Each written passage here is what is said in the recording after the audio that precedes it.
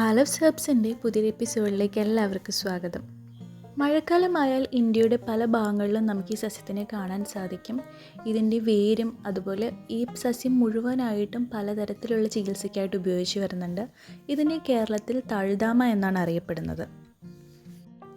ബെർഹവിയ ഡിഫ്യൂസ എന്നാണ് ഇതിൻ്റെ ശാസ്ത്രീയ നാമം. സംസ്കൃതത്തിൽ ഇതിനെ പുനർനവ എന്നാണ് അറിയപ്പെടുന്നത്. അതിൻ്റെ അർത്ഥം ബോഡിയെ പുനരുജ്ജീവിപ്പിക്കുക എന്നുള്ളതാണ്. ഇതിൻ്റെ പേര് പറയുന്നത് പോലെ തന്നെ ഈ സസ്യം നമ്മൾ ആഹാരത്തിൽ ഉൾപ്പെടുത്തുമ്പോൾ നമുക്കൊരു ഊർജ്ജവും ഒരു ഉന്മേഷവും എല്ലാം അനുഭവപ്പെടുന്നു. തഴുതാമയുടെ ഗുണങ്ങൾ പല ഗ്രന്ഥങ്ങളിലും സൂചിപ്പിച്ചിട്ടുണ്ട്. അഥർവവേദത്തിലും അഷ്ടാംഗ ഹൃദയത്തിലും അതുപോലെ ചികിത്സാ മഞ്ജരി, വൈദ്യമനോരമ, സർവോഗ ചികിത്സാരത്നം ഇവയിലെല്ലാം തന്നെ തഴുതാമയുടെ ഗുണങ്ങളെക്കുറിച്ച് പ്രതിപാദിച്ചിട്ടുണ്ട്. ഈ സസ്യത്തിന് പല രീതിയിൽ പാകം ചെയ്ത് ആഹാരത്തിൽ ഉപയോഗിക്കുന്നുണ്ട്.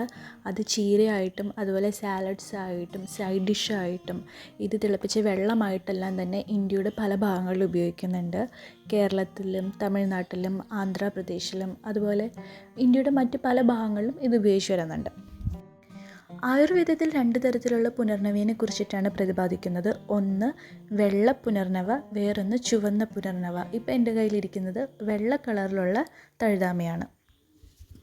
ഈ വെള്ള പുനർനവ ശരീരത്തിലുള്ള പിത്ത, വാത, കഫദോഷങ്ങളെ നിയന്ത്രിക്കുന്നു.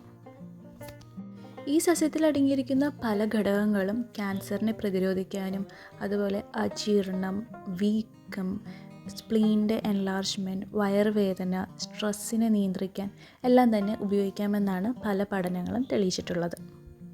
ശരീരത്തിലെ ഫെയിലിംഗ് ഓർഗൻസിനെ പുനർജീവിപ്പിക്കുവാനും അതുപോലെ ഡൈയിങ് സെൽസിനെ പുനർജീവിപ്പിക്കുവാനൊക്കെ തന്നെ ഈ സസ്യം സഹായിക്കുന്നു.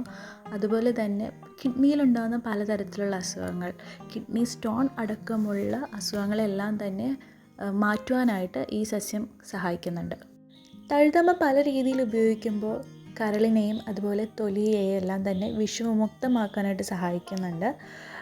പിന്നെ തഴുതാമയുടെ വേറൊരു ഗുണമെന്ന് പറയുന്നത് പുരുഷ റീപ്രൊഡക്റ്റീവ് സിസ്റ്റത്തിനെയും അതുപോലെ കരളിനെയും എല്ലാം തന്നെ പുനരുജ്ജീവിപ്പിക്കുവാനായിട്ടും സഹായിക്കുന്നുണ്ട്. ശരീര വീക്കം, വേദന എന്നിവയെല്ലാം തന്നെ മാറുവാനായിട്ട് ശരീരത്തിൻ്റെ അകത്തും അതുപോലെ പുറമേയും പുരട്ടാനായിട്ട് നമുക്ക് ഈ സസ്യത്തിനെ ഉപയോഗിക്കാവുന്നതാണ്. തഴുതാമയുടെ വേരിനും ഒട്ടനവധി ഗുണങ്ങളുണ്ട്. ഇത് തിളപ്പിച്ചുള്ള വെള്ളം പലതരത്തിലുള്ള അസുഖങ്ങൾക്കായിട്ട് ഉപയോഗിക്കുന്നുണ്ട്. പല രീതിയിലും ഈ വേര് ഉപയോഗിക്കുന്നുണ്ട്. ഇപ്പോൾ ടാബ്ലറ്റായിട്ടും അതുപോലെ പൗഡറൊക്കെ ആയിട്ട് വിപണിയിൽ നമുക്ക് ലഭ്യമാകുന്നുണ്ട്. ഇത് പ്രധാനമായിട്ട് ഉപയോഗിക്കുന്നത് മൂത്രാശയ സംബന്ധമായിട്ടുള്ള അസുഖങ്ങൾ, കിഡ്നി സംബന്ധമായിട്ടുള്ള അസുഖങ്ങൾ, ഹൃദയ സംബന്ധമായിട്ടുള്ള അസുഖങ്ങൾ, അതുപോലെ ശരീരത്തിലുണ്ടാവുന്ന തളർച്ച, ഞരമ്പുകൾക്കുണ്ടാവുന്ന വീക്കം, അതുപോലെ മലബന്ധം, അനീമിയ, ചുമ, ശ്വാസകോശ സംബന്ധമായിട്ടുള്ള അസുഖങ്ങൾ ഇതിനെല്ലാം തന്നെ ഇതിൻ്റെ വേര് ഉപയോഗിക്കുന്നു.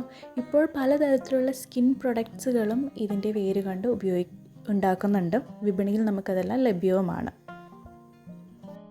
പുനർനവയെക്കുറിച്ചുള്ള ഇന്നത്തെ എപ്പിസോഡ് നിങ്ങൾക്ക് ഇഷ്ടപ്പെട്ടുവെങ്കിൽ എന്നെ സപ്പോർട്ട് ചെയ്യുക. നിങ്ങൾക്കറിയാവുന്ന ഇതിൻ്റെ ഔഷധ ഗുണങ്ങളും താഴെ കമൻറ്റ് ചെയ്യുക. നന്ദി.